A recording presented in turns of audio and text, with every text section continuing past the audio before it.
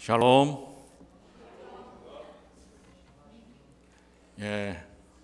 누가 또 샤바 샬롬이라고 성지를 갔다 오신 분 같아요. 예루살렘에 가니까 거기서 안식일에 인사하는 거를 이렇게 샤바 샬롬, 샬롬 샤바 이렇게 인사를 하더라고요. 오늘 여러분들 주님의 귀하신 은혜와 축복을 한껏 누리는 귀한 안식일이 되시기를 간절히 축원합니다. 제목을 주님이 계셨던 곳, 어디를 이야기하는 것 같습니까? 그러면 주님이 계시는 곳, 이건 어디를 의미할까요? 오늘 우리의 말씀을 통해서 함께 그 귀한 결론을 우리가 함께 나누시게 되길 바랍니다. 이번에 저는 참 하나님의 귀하신 은혜를 경험을 했습니다. 특별히 정말 마음속에 많이 소망을 했었어요. 나는 언제 한번 성지를 좀 가보나, 사실 그런 생각을 했는데요, 이번에 아주 갑작스럽게 그런 계기를 마련하게 되었습니다.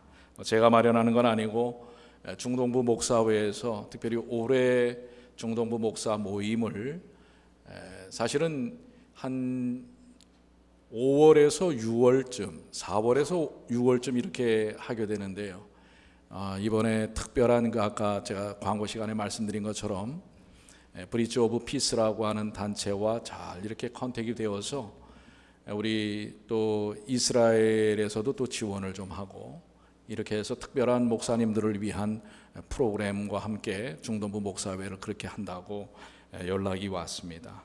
보니까 이 정도는 그래도 부담이 되지만은 가볼만 하구나. 사실 한국에 있을 때도 여러 차례 성지순례에 대한 기회들이 있었습니다. 근데 그 당시에는 정말 경제적인 문제들이 상당히 크게 접근이 됐었어요.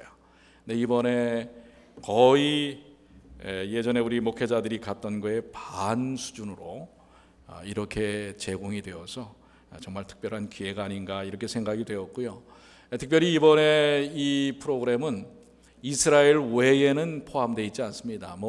많은 성지들을 이집트도 가고 또 터키나 또 유럽도 이렇게 가는 그런 프로그램들이 있는데 이번엔 특별히 이스라엘만, 그래서 기간이 그렇게 길지 않습니다. 실질적으로 7일 동안 이스라엘에서 함께 성지를 이렇게 밟을 수 있었던 시간은 일주일이었습니다.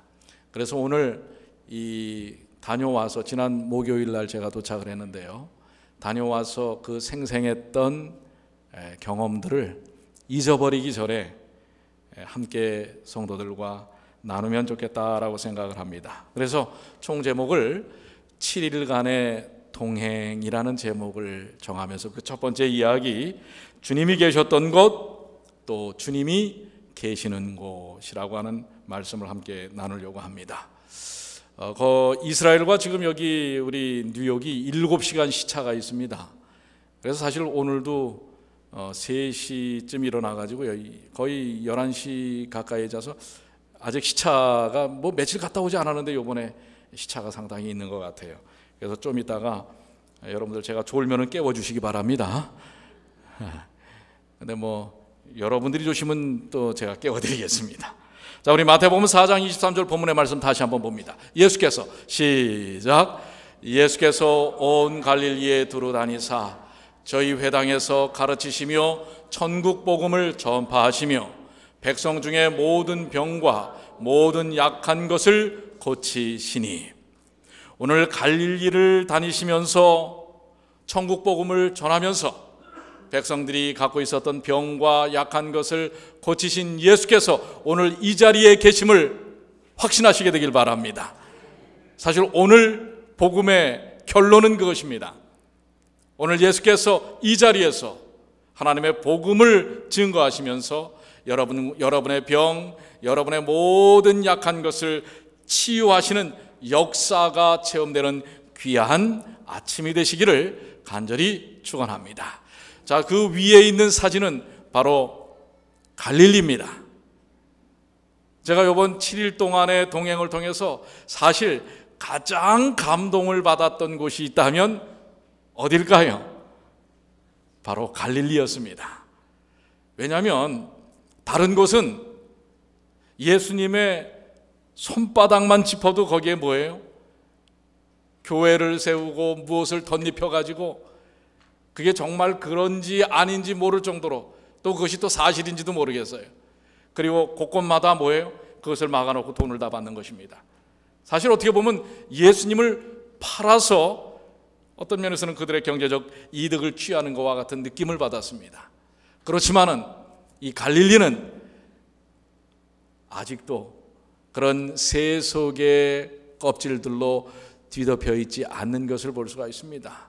그 호숫가라든지 그 호수의 물이라든지 또 예수님께서 그 거닐 많았던 그 언덕들, 그런 것들을 보면서 깊은 주님에 대한 모습을 추억하고 묵상할 수 있었던 그런 시간이었습니다.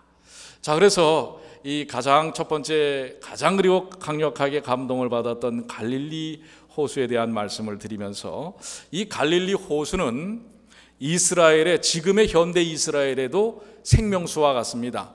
거의 이 식수원의 70-80% 이상을 이 갈릴리 호수에서 그들이 공급을 받는다고 하는 것입니다. 사실 이 갈릴리 주변은, 여러분들 이제 좀 이따가 사진을 좀 보시면 알지만은 요즘 비가 좀 와요.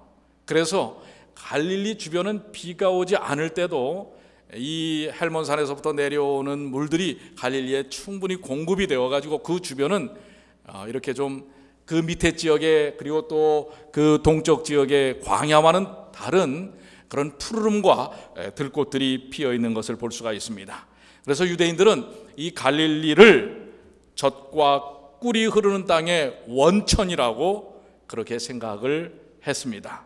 자, 여러분들이 이 갈릴리 호수의 모양이 뭐와 같습니까? 발. 해필이면 또 왜 발이에요? 발바닥. 발이 아니라 또 발바닥이랍니다. 자, 그런데 뭐 이렇게 보니까 진짜 그 주변에 똥골뱅이들이 있어가지고 발가락이고 발바닥 같은 느낌이 드는데, 우리 요즘 찬양대원들은 뭐처럼 보이세요? 여전히 발이에요. 발바닥. 참 우리 수준이 그렇습니다. 그런데 여러분들, 이 신약 시대에 이 호수를 게네사렛 호수라고 그렇게 많이 불렀고요. 또 구약 시대는 긴네렛 호수라고 불렀습니다. 그 이유는 히브리어로 긴놀이라는 말이 있는데요. 이 긴놀이라고 하는 말이 하프라고 하는 것입니다. 하프. 여러분들 이렇게 하프 치는 하프 있죠? 그렇게 보니까 좀 하프 비슷합니까? 우리 찬양대원들은 이 정도가 돼야 되는데 읽어보면서 발바닥이라니. 참. 하프입니다. 하프. 그래서 이 게네사렛 호수라고 불렀는데요. 하프 모양. 이 해발 2814m의 이 헬몬산 계곡에서 내려오는 물이 그 바로 흘러내리는 게 아니라 땅속으로 스며다가 그 갈릴리 호수 가까이에서 샘물로 해서 나오는 것입니다. 그런데 이 호수라고도 불렀고요, 바다라고도 불렀는데요. 이 갈릴리 호수는 우리의 그 바다 해수면, 바다의 해수면이 거의 0이라고 봅니다. 모든 해발, 높이를 측정할 때의 기준을 바다의 해수면으로 봅니다. 바다의 해수면을 제로라고 할 때 이 갈릴리 호수는 해발 몇 미터가 되냐면 212m가 됩니다. 산 위가 아니라 산 밑으로. 그러니까 해수면보다 뭐 한 거예요? 낮은 거예요. 주변 지형보다 깊숙이 낮다고 하는 것입니다. 자, 이 남북 길이는 대략 13마일 정도 되고요. 그 다음에 동서의 길이는 8마일 정도 됩니다. 그 다음에 전체 둘레는 약 32마일 정도 되는데요. 저러면 어느 정도인가 여러분들 잘 감이 안 잡히실 거예요. 남북 길이는 13마일. 어디랑 똑같냐면 맨하탄의 길이하고 똑같습니다. 맨하탄의 남북 길이가 거의 13마일이에요. 그 다음에 동서 길이는 8마일인데 맨하탄은 2.3마일입니다. 동서의 길이가 여기 지금 우리 이스트리버에서 허드슨 강까지의 그 폭이 2.3마일이니까 대략 갈릴리 호수는 몇 배 정도 돼요? 3배가 좀 넘습니다. 그러니까 전체 면적으로 보면 갈릴리 호수가 맨하탄보다도 훨씬 2~3배 이상 넓다고 하는 것을 여러분들이 가름하시면 됩니다. 갈릴리 호수에는 현재 한 40여 종의 물고기들이 살고 있고요. 그 다음에 그 당시 예수님 당시에는 대부분의 사람들이 이 갈릴리 호수에서 나오는 어자원, 이 생선들을 통해서 이 먹고 살았다고 하는 것입니다. 여러분들 그래서 지금도 그 주변에 있는 식당에서는 예전에 예수님과 제자들이 잡수셨다고 하는 그 물고기, 베드로 물고기라고 하는 걸 여기 지금 팔고 있다고 하는 것입니다. 자, 호수 주변의 기슭에는 지금 현재 보니까 바나나를 많이 심더라고요. 바나나를 많이 심고요. 목화, 오렌지, 올리브 이러한 것들을 통해서 농수산물들을 많이 생산을 하는데요. 이스라엘의 지금 현재 첫 번째 수입원은 관광 수입입니다. 두 번째 수입원은 이 농산물을 통해서 나오는 수입이라고 할 수가 있습니다. 지금 이 갈릴리 주변은 현재에도 아주 비가 조금 오는 시즌이기 때문에 그렇습니다. 제가 건기에는 가보지를 못했지만은 지금 요번에 갈 때는 비도 좀 왔어요. 보니까 주변에 들꽃들이 얼마나 아름답게 피어 있는지 모릅니다. 특별히 곳곳에 노란, 제주도에 가면은 많이 피는 꽃이 있죠. 뭡니까? 유채꽃이 얼마나.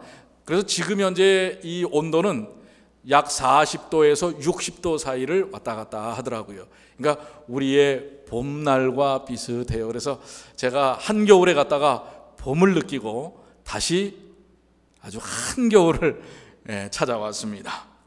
그런데 곳곳에서 아주 아름다운 새소리들이 지저귀고 참 아름다운 주변의 풍경들을 볼 수가 있었습니다. 자, 예수님께서 바로 자라나셨던 나사렛은 그 갈릴리에서 얼마 되지 않는 이 고산 지역, 그러니까 이 갈릴리 호수가 200m가 낮게 되기 때문에 그 주변은 산들이 상당히 높습니다. 나사렛도 상당히 높은 산을 올라가서 산에 있는 마을이었습니다. 저희가 목요일 날 저녁에 도착을 해서 금요일 날 오전에 이 나사렛하고 이 가나를 그냥 지나만 쳤어요. 그런데 왜냐하면 벌써 이미 이 나사렛이 얼마나 교통이 복잡한지, 예수님 사셨을 때, 예수님 당시에는 나사렛의 인구가 얼마나 되는지 아십니까? 예수님 당시에 나사렛의 인구, 아까 우리 목회반에서는 제가 말씀을 드렸는데, 자, 다른 분들 모르니까 우리 목회반들은 아시니까 몇 명 정도라고 그랬어요? 150명에서 400명 수준이에요. 사실 작은 마을이었어요. 대략 평균하면 한 200명 정도 사는 산골이었습니다. 그런데 지금은 수만 명이 사는, 특별히 아랍 사람들이 주로 살고 있어요. 그리고 아랍 사람들과 기독교인들이 좀 살고 있는데요. 그러니까 모슬렘이 한 70~80%고 나머지는 기독교인들이 거기 섞여 사는데 거의 유대인들은 거의 없습니다. 그런데 지금 현재 예수님께서 자라나셨던 집터나 이런 것들은 뭐 거의 사실 흔적은 없고요. 그래서 그냥 우리가 스쳐 지나갔습니다. 그런데 예수님께서 이 나사렛에서 공생애를 시작하시면서 이제 그 가나, 바로 거기서 4km 내려가면 바로 산 내려가면 바로 가나라는 마을이 있습니다. 거기서 첫 번째 뭘 하시죠? 가나에서 혼인잔치에서 물을 포도즙으로 바꾸시는 놀라운 기적의 역사를 이루시는 곳이었습니다. 그리고 우리가 본문에 있는 말씀처럼 예수께서는 주로 거의 3년의 대부분의 시간을 이 갈릴리 주변에서 복음을 증거하면서 병든 자들과 약한 자들을 고치시는 귀한 역사를 보여주시는 그러한 귀한 시간들을 보내시게 됩니다. 자, 여기 이 갈릴리에 대한 주변 지형을 약간 입체적으로 이야기한 곳인데요. 특별히 여러분들 여기 보시면은 글씨가 좀 작아서 잘 안 보이죠. 이 가버나움은 예수님께서 회당을 찾으셔서 말씀을 가르치셨던 곳이고요. 특별히 가버나움에 누구의 집터가 있냐면 베드로의 집터가 있어요. 회당에서 조금 나오면 몇 메타 되지 않아요. 한 20m 정도만 나오면 바로 베드로가 살던 집터가 있습니다. 그게 사실인지 아닌지는 잘 모르겠어요. 근데 지금 그 후세 사람들이 그렇게 거기를 집터라 해가지고 그 위에다가, 집터 위에다가 이 또 빔을 세워갖고 무슨 그 요즘 집 지을 때 밑에다가는 주차장이고 위에다가 집을 짓잖아요. 그런 것처럼 밑에 집터 위에다가 빔을 세워서 그 위에다가 교회를 세워놨습니다. 뭐 그렇게 현대인들이 지금 그렇게 해서 관광 자원으로 활용을 하고는 있습니다. 그런데 바로 이 가버나움이 있고요. 그 다음에 예수님께서 게네사렛이라든지 그 다음에 여기 저 보시면은 게르게사, 그 다음에 벳세다, 이런 지역들이 주변에 다 뭐예요? 몰려 있고요. 그 밑으로 내려오면은 데가볼리라고 하는 지역도 있는 것입니다. 자, 이러한 지형들이 거의 뭐예요? 50km, 약 32마일 반경 안에 이렇게 모여 있는 것을 볼 수가 있습니다. 특별히 이쪽 언덕, 우리 데가볼리 쪽에서 이렇게 보시면은요, 한눈에 모든 그 호수의 전경이 보일 정도로 그렇게 아주 환하게 보이는 그러한 지물이었습니다. 자, 여기 이 갈릴리는 영적인 면에서도 상당한 의미가 있는 지역이었습니다. 갈릴리는 예수님의 복음 선교의 중심 지역이었습니다. 어디를 가도 호숫가 구석구석에서 성경의 역사들이 그야말로 드러나는, 예수님의 흔적을 우리가 익히 묵상할 수 있는 그런 지역이었습니다. 특별히 조금 전에 말씀드렸던 가버나움, 이게 지금 이 가버나움 뒤에 보시면은 이게 가버나움 회당입니다. 지금 거의 파괴가 되어서 일부만 남아 있고요. 그 앞에 보이는 그 돌 무더기들이 그 당시 사람들이 살았던 주택 지역이었습니다. 예수님께서 이 가버나움을 중심으로 해서 갈릴리 주변에 복음을 증거하는데, 그래서 이 가버나움을 예수님의 고향처럼 이렇게 이야기하기도 하는 것입니다. 여기 지금 보시면은 그 회당 안의 모습이고요. 그 다음에 이것이 조금 전에 얘기했던 베드로 집터 위입니다. 그 베드로 집터 밑이고요. 그 위에 지금 교회가 있는데 제가 교회는 그냥 빼놓은 그림입니다. 자, 그 다음에 예수님께서 이 갈릴리 지역들을 이렇게, 갈릴리 지역들은 상당히 경사진 그런 둔덕들로 이루어져 있는 것을 볼 수가 있습니다. 자, 제가 우리 여기를 가보기 전에는 갈릴리 호수에 대한 많은 상상을 했어요. 그런데 실질적으로 가보니까 상상했던 거와는 좀 차이가 있더라고요. 오히려 상상했던 것보다 훨씬 더 입체적으로 그 느낌이 와 닿는 것을 볼 수가 있습니다. 예수님께서는 당신의 봉사 시간의 대부분을 이 갈릴리, 바로 여러분들이 보시는 이 주변에서 보내셨다고 하는 것입니다. 때로는 방해를 받지 않을 만한 장소들을 찾으셔서 기도하시고, 또 사람들에게 복음을 증거하시고 그들의 문제들을 해결해 주시는 그러한 일들을 예수님은 3년 동안 하고 계셨던 것입니다. 자, 특별히 이 갈릴리 호수는 호수입니다. 그런데 어떻게 풍랑이 일어날까? 이 동쪽에서 올라오는 그런 사막과 광야에서의 건조한 바람과 또 지중해 속에서부터 넘어오는 습한 공기가 이 갈릴리 호수에서 충돌을 하게 되면, 그때 바로 그 제자들이 정말 풍랑에서 배가 완전히 침몰할 것과 같은 그런 아주 광풍이 인다고 하는 것입니다. 이번에 이 갈릴리 호수를 다니면서 예전에 한 10여 년 전에 여기를 왔던 한 목사님이 그런 얘기를 해요. 특별히 그분은 티베리아라고 하는 거기에 있는 호텔에서 묵은 적이 있는데요, 비가 억수로 쏟아지고 그때 그는 성경 가운데서 광풍에 대한 것이 진짜 이런 호수에서도 그런 게 일어나는구나라는 것을 경험했다고 하는 것입니다. 얼마나 큰 파도와 경량이 일어나는지 그런 부분들을 봤다고 하는 것입니다. 그런데 이번에 저희가 갔을 때는 아주 정말 예수님께서 그 광풍을 잔잔케 하셨던 정말 유리와 같이 아주 잔잔한 호수만을 보고 왔습니다. 특별히 여러분들 거기서 조금 더 올라가면 예수님께서 산상수훈의 말씀을 하셨던 바로 팔복을 말씀하셨던 그 자리 위에 이 팔복교회라는 이런 교회를 또 세워놨습니다. 자, 이 팔복교회에서 갈릴리 호수를 내려다보는 장면입니다. 그 다음에 거기서 조금 더 가면은 이어오병의 역사가 있는, 그래서 그 자리에 가보니까 저렇게 5개의 떡덩이를, 저건 진짜 빵은 아니더라고요, 저렇게 모양으로 만들어 놓은 것을 볼 수가 있었습니다. 갈릴리 바다에 날이 막 샜을 때 수학 없는 수고의 밤으로 피곤하여진 제자들이 아직도 그들의 어선을 호수에 띄우고 있었을 때 예수님께서는 조용한 시간을 보내시려고 물가에 내려오셨습니다. 그 새벽에 그는 날마다 계속하여 자기를 따르며 군중에게서 잠시 떠나서 잠시나마 쉬기를 원하셨습니다. 그러나 그 사람들이 그의 주변에 모여들기 시작했습니다. 그 수요는 급속히 늘어나서 그야말로 뭐예요? 수많은 군중들이 예수님을 애워쌌을 때 예수님은 어떻게 해요? 베드로의 배를 물가에 띄우게 합니다. 자, 저 배가 예수님 당시에 어부들이 사용했다고 하는 배를 만들어 놨다고 합니다.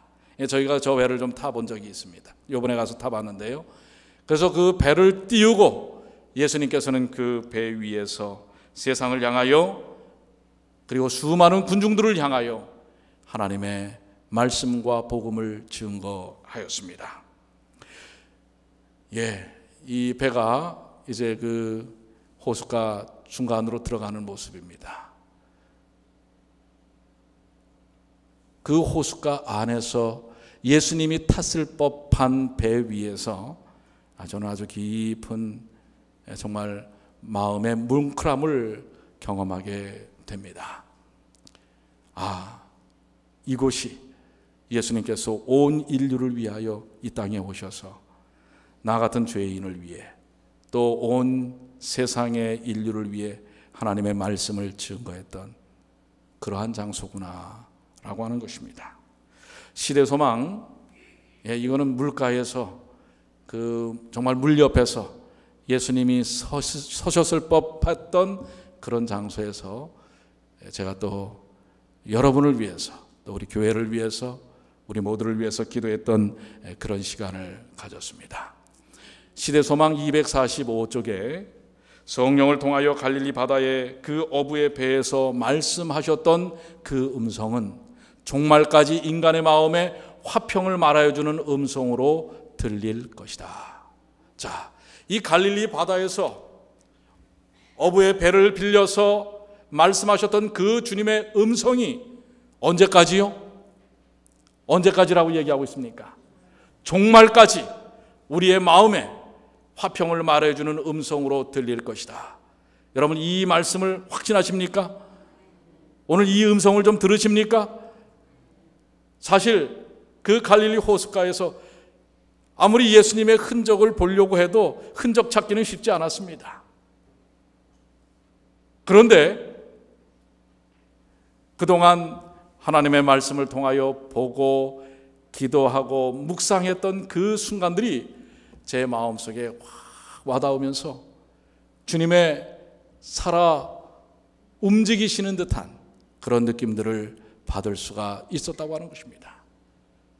그 배 위에서 어부에게 말씀하셨던 음성이 오늘 그 시대소망에 말씀하신 것처럼 이 마지막 종말 때에 우리의 마음속에서도 그대로 들릴 것이라고 하는 이 약속이 있기 때문에 오늘 우리가 이 믿는 믿음의 의미가 훨씬 더 분명해지고 확실해지고 강화해질 수 있다고 저는 믿습니다. 그런데 사실상 여러분들 그 예수님의 흔적들을, 성지를 가야만 볼 수가 있는가? 사실 이번에 가보니까 가면 좋기는 해요. 예. 깊은 영적 감동을 받습니다.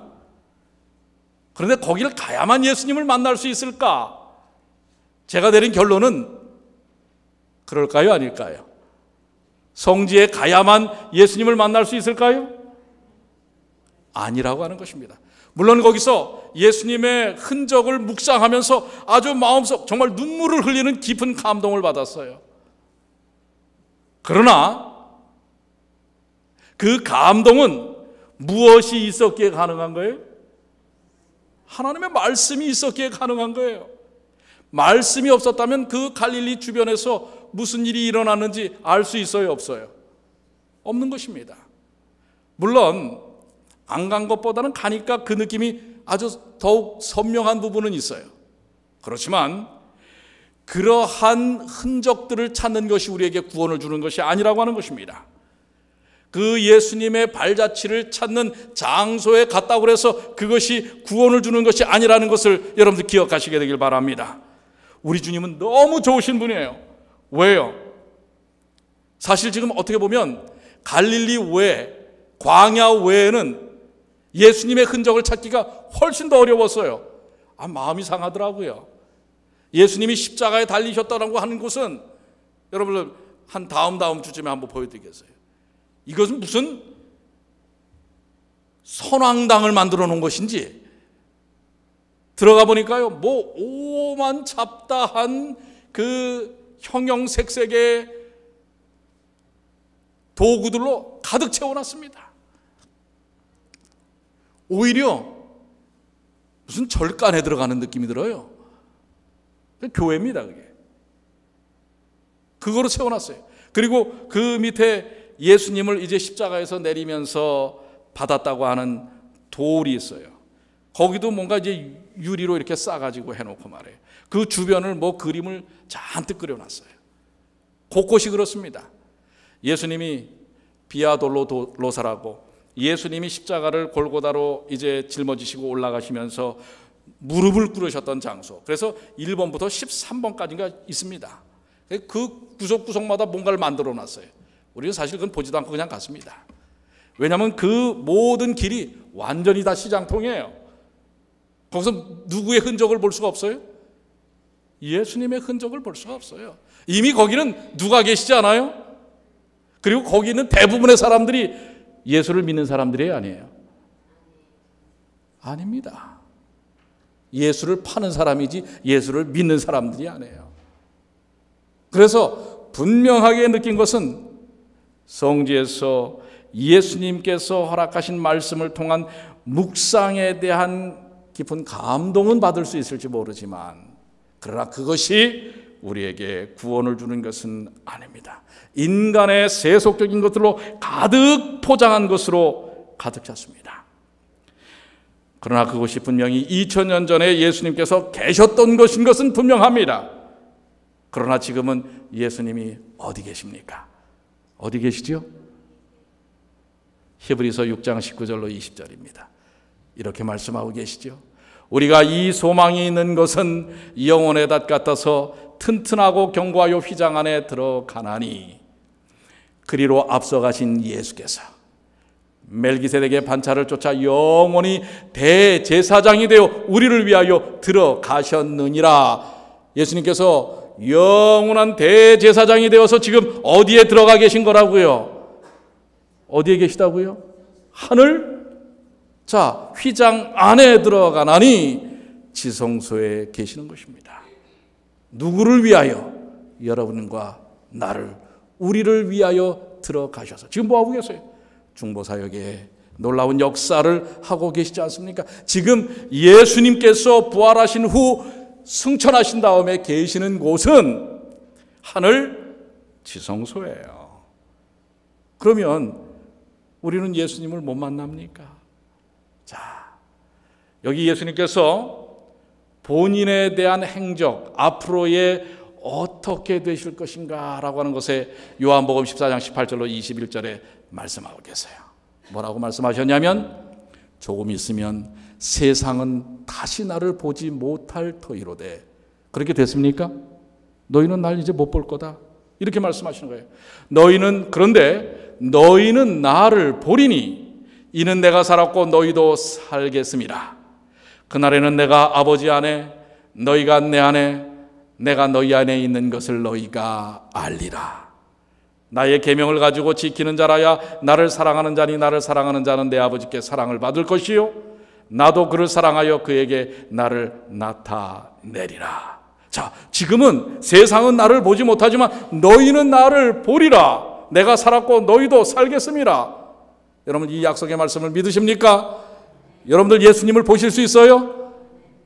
어떻게 해요? 그날에는, 자, 우리 20절 한번 다 같이 한번 읽어보겠습니다. 그날에는, 시작. 그날에는 내가 아버지 안에 너희가 내 안에 내가 너희 안에 있는 것을 너희가 알리라. 예수께서 내가 아버지 안에 너희는 내 안에 나는 너희 안에 있겠다. 지금 하늘 지성소에 계시는 예수께서 또 뭐라고 말씀하셨어요? 내가 너희 안에 너희도 내 안에 있을 것이다. 그런데 어떨 때 그러느냐? 21절 나의 계명을 가지고 지키는 자라야 나를 사랑하는 자니 나를 사랑하는 자는 내 아버지께 사랑을 받을 것이요 나도 그를 사랑하여 그에게 나를 나타내리라. 하나님의 말씀을 통해서 사는 사람, 말씀을 믿는 사람, 그런 사람은 아버지께 사랑을 받을 것이요 아버지의 사랑 속에 있는 사람에게 주님은 나타나리라. 그러면서 그것을 내가 너희 안에 있겠고 너희는 내 안에 있을 것이다. 지금 하늘 지성소에 계시지만은 우리가 예수 그리스도의 십자가를 믿는 믿음을 통하여 주님은 아버지 안에, 또한 주님은 내 안에, 나는 주님 안에 있겠다고 말씀하셨습니다. 제가 갈릴리에서 감동을 받은 것은 이 말씀을 알기에 갈릴리에서 예수님을 볼 수는 없었어요. 그러나 이 말씀 속에 내가 이미 예수님의 십자가에 대한 그 귀한 보혈을 믿기에, 예수님께서 나를 구원하셨기에 내가 그분을 믿을 때 내 안에 누가 계시다는 사실이에요. 그게 느껴지는 것입니다. 그래서 그것이 갈릴리가 됐든 오늘 이 자리가 됐든 주님은 여러분 안에, 여러분은 주님 안에 있을 수 있다는 놀라운 사실을 기억하시게 되기를 바랍니다.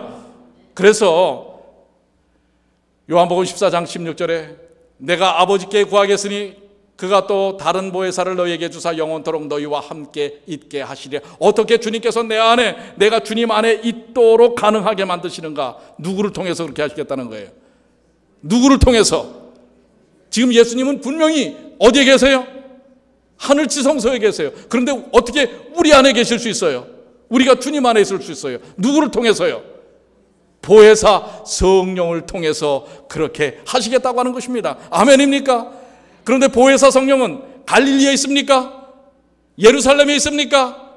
어디에 계세요? 오늘 이 자리에 여러분의 마음속에, 저의 마음속에 있다는 사실을 기억하시게 되길 바랍니다. 시간이 되면 성지를 또 가고 싶어요. 그런데 구원을 위한 조건이 아니에요. 여러분에게 이런 사실들을 더 분명하게 확신 있게 증거하고 싶어서 가고 싶어요. 그러나 더 중요한 것은 오늘 예수 그리스도의 십자가를 통하여 그 믿는 믿음, 하나님의 말씀, 계명을 믿고 따르는 삶 속에는 바로 내 안에 예수께서 계시다는 사실을 기억하시게 되길 바랍니다. 이것이 오늘 주님께서 우리에게 주시는 귀한 은혜입니다. 그래서 뭐라고 고린도전서의 사도 바울은 얘기합니까? 너희가 하나님의 성전인 것과 하나님의 성령이 너희 안에 거시는 것을 알지 못하느니요. 여러분 안에 누가 임하신다고요? 주님께서 임하십니다. 2000년 전 갈릴리에 오셨던 그분은 오늘 이 놀라운 말씀을 통하여 여러분과 저의 삶 속에, 우리의 인생 속에 좌정하여 계신다는 사실을 기억하시게 되길 바랍니다. 저는 갈릴리에서 그것을 확인했습니다. 그러면서 갈라디아 2장 20절에 바울의 고백을 또한 하였습니다. 한번 우리 다 같이 한번 읽어볼까요? 시작.